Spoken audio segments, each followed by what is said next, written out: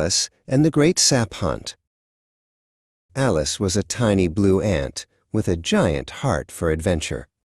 Her home was snug and cozy, tucked right under the curve of a big, bright green leaf. But this morning, Alice had a magnificent mission. She was going to find the biggest, juiciest, sweetest drop of sap in the whole wide garden. First, she needed supplies. She carefully tucked a crunchy jam crumb into her adventure pouch. Then, she stopped by her mom, Iris. "Be safe, my little explorer," Iris whispered, handing Alice a tightly rolled scroll. It was the map to the giant rose bush. The best sap in the garden was always marked with a bright red star. Alice zipped out from under the leaf, following the zigzag line on her map. She walked past towering stalks of clover and magnificent mushrooms. But then, she stopped short. The path disappeared.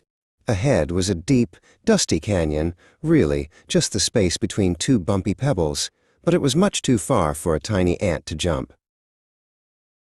Alice paused, tapping her antennae.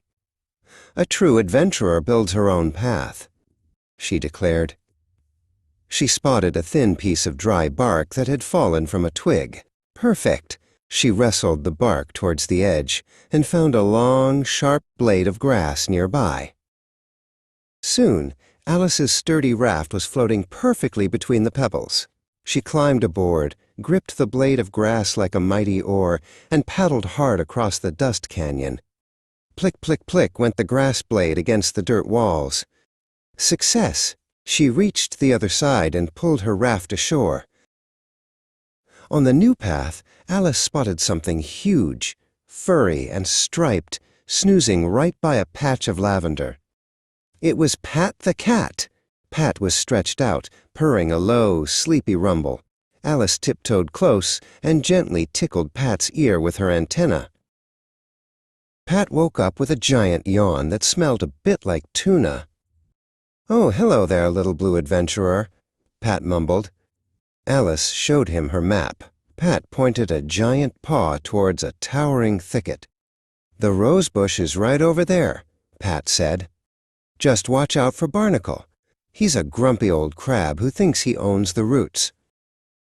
Alice followed Pat's direction, carefully sidestepping a few thick, thorny roots.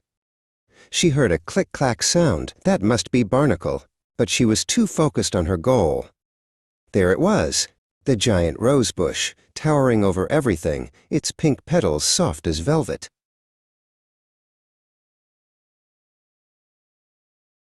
Alice found the spot marked with the red star. And there it was, the most perfect thing she had ever seen. A single, shimmering, golden drop of rose sap, bigger than her whole head. She climbed right up and took a long, happy, sticky sip. It tasted like sunshine and sweet summer air. Mission accomplished.